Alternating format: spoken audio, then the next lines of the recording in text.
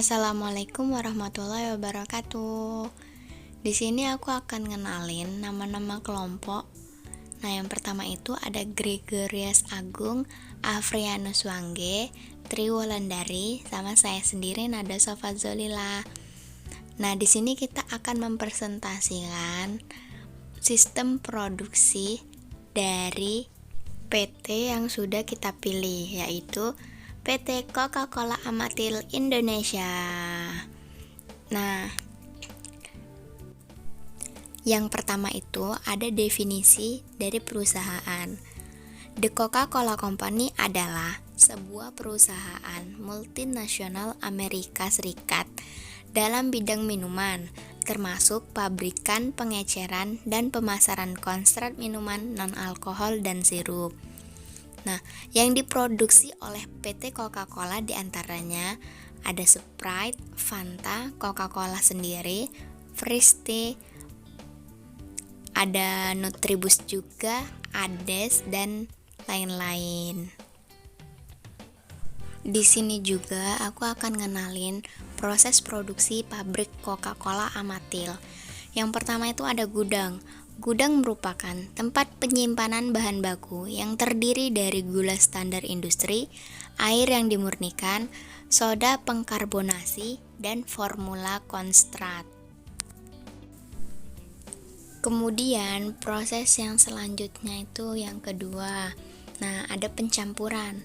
Pencampuran merupakan proses penggabungan antara air murni dengan gula dan formula konsentrat untuk menghasilkan sirup. Kemudian proses selanjutnya adalah penambahan soda pengkarbonasi ke dalam campuran sirup untuk mendapatkan kesegaran rasa. Yang ketiga itu ada pencucian. Pencucian merupakan proses pencucian, pensterilan, dan pembilasan botol bekas pakai sebelum diisi kembali untuk memastikan konsistensi kualitas produk. Nah, yang keempat itu ada pengisian dan penutupan.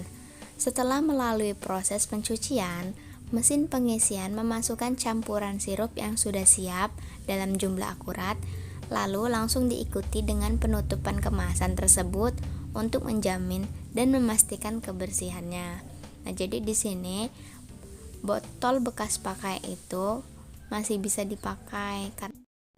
Kemudian ada tahapan yang kelima, yaitu pengkodean.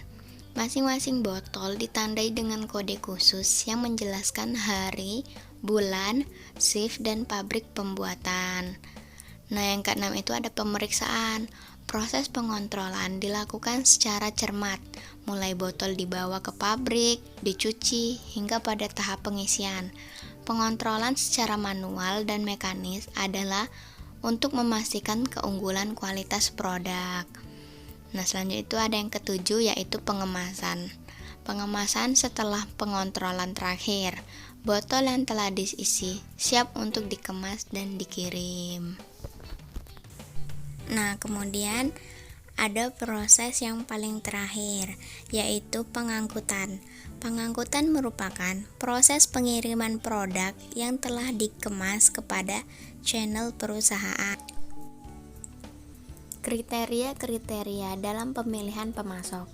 Penilaian dan pemilihan pemasok merupakan salah satu bagian terpenting dalam pembelian barang atau jasa bagi suatu perusahaan. Pemilihan pemasok tidak cukup hanya memperhatikan seberapa murah harga yang ditawarkan pemasok.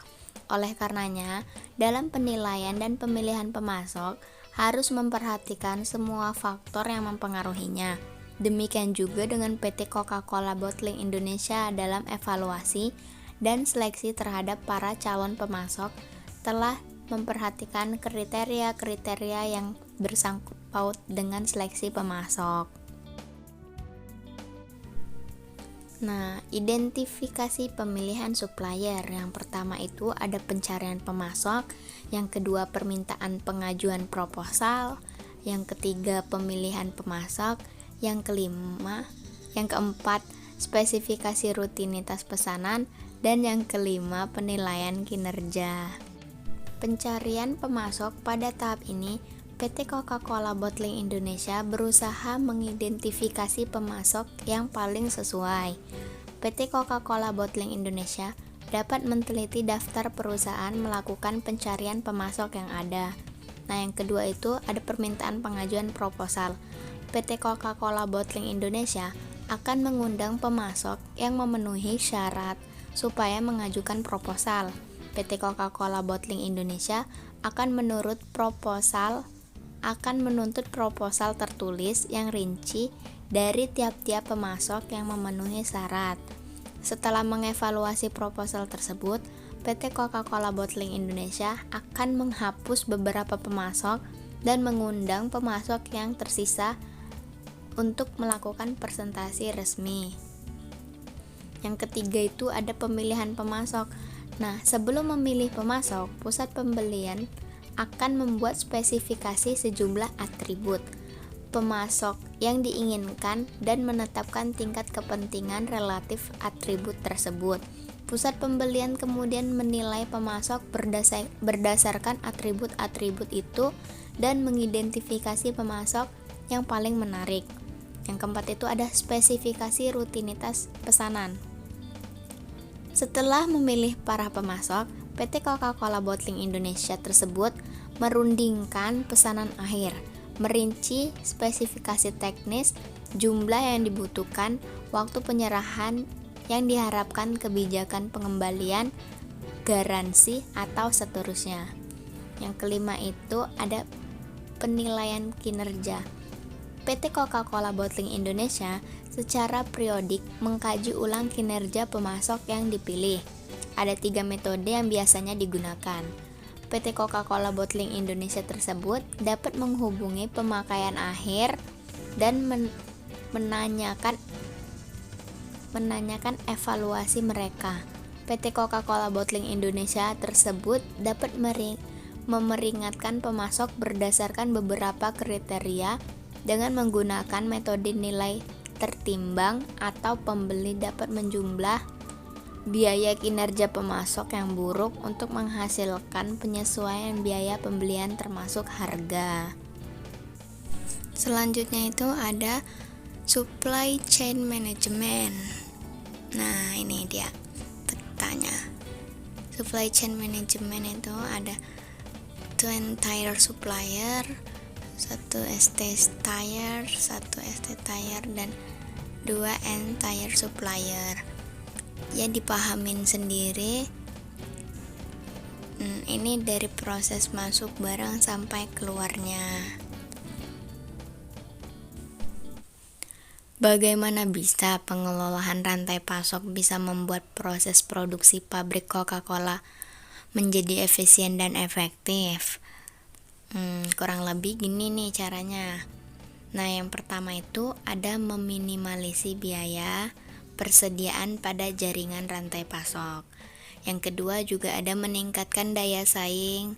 Yang ketiga, membantu dalam menekan biaya produksi, distribusi, dan pemasaran karena adanya tim manajemen. Nah, yaitu kan pada intinya suksesnya rantai pasok dari Coca-Cola dalam mendistribusikan produk mereka sejak masih berada di pabrik hingga sampai di tangan konsumen adalah kolaborasi, kesinambungan, inovasi, dan efisiensi. Mereka adalah faktor kunci yang membuat perjalanan rantai pasok mulus dan sukses. Alhamdulillah. Oke, thank you for your attention. See you next time semua.